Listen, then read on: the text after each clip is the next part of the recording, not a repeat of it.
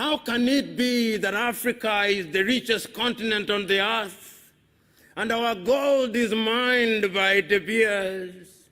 How can it be that Africa is the richest continent on the world and our diamond is produced in South Africa, in Botswana, and Namibia, and in Sierra Leone, and in Liberia, but the price is determined in Antwerp, in Belgium? How can it be?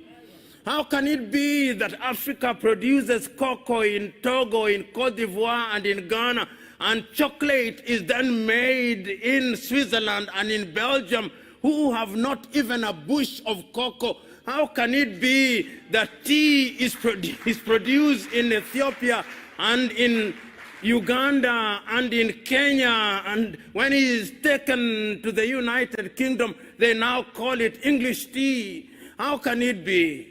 How can it be? How can it be? How can it be that coltan is mined in the Democratic Republic of Congo, but not a single African country makes a mobile phone? How can it be? How can it be? It can only be because we have allowed our minds to be captured. It can only be because we have allowed ourselves to be spiritually confused.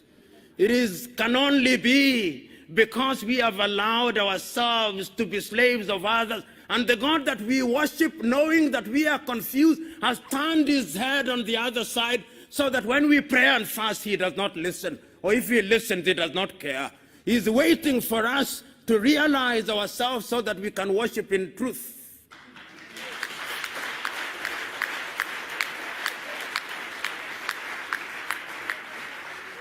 And you know, this is intergenerational. The pains that are being visited upon this generation are out of the sins that were committed by the other generation. It is a time to repent, so that we who have transgressed may say that we have repented, because the future now does not lie in us. The future lies in the young ones. Chinua Achebe was right. These are the young suckers that will grow when the old banana dies. These are the very same upon whose shoulder Africa shall rise. Your duty and my duty is to plant the tree in the knowledge that one generation plants a tree, another generation waters the tree, another generation prunes the tree, another generation enjoys its shade. That is our duty. So this morning, we are not here to say new things. We are only here to remind ourselves that in the beginning there was God, and that God created man, and that man, I suspect, was an African, and that man could not have been anything else but an African. Why I suspect so? Because all creation says that man came from the earth, and as I said, the earth is either black or brown. So in the beginning there was an African, and in the beginning there was a spirit into which that mold was made alive, and that spirit was God. And I suspect that God gave us intelligence, and I suspect that God created Africa where it is in the very middle, because the very middle, the very center is the fulcrum, and that is why I suspect Africa is where it is. Enjoying not too much cold, enjoying not too much sun. It is in the middle. It is indeed life measures as it should be measured. And that is why I suspect in his divine wisdom he put all the minerals in Africa. If it is not gold, it is coltan. If it is not coltan, it is iron ore. If it is not iron ore, it is copper. And he does not stop there. When he was distributing rivers and lakes, he ensured that Africa had the best of lakes, the best of rivers, and he did not stop there. He ensured that we are surrounded with the best of oceans. If it is not the Atlantic, it is the Indian, which should be called the African. I do not know why they call it the Indian Ocean, but that is their conspiracy. Then there is the Mediterranean. They also call it another name, and he did not stop there.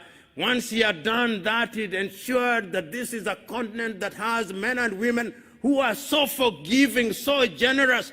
This is the only continent that has welcomed all civilizations. We started with the Arabs. They abused us. Then came the Portuguese. We welcomed them. They abused us. Then the Dutch came. We welcomed them. They abused us. Then the Italians came. We welcomed them. They abused us. Then the Germans came. We welcomed them. They abused us. Then the French came. We welcomed them. They abused us. Then the English came, we welcomed them and they abused us. Then the Indians came, we welcomed them and they abused us. Then the Lebanese came, we welcomed them, they abused us. Now the Chinese are coming, we are welcoming them and they are abusing us. We must stop this. And we can only stop this through self-realization.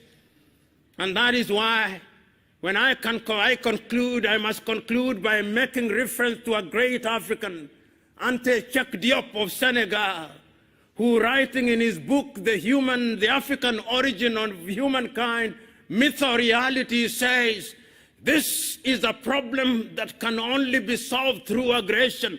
And I'm telling us, this is the time now for Africa to rise. Africa will be great. Africa must be great, and it will only be great if we choose to spiritually decolonize our minds, our hearts, and culture, because it is only then that Africa will be a great continent. God bless you.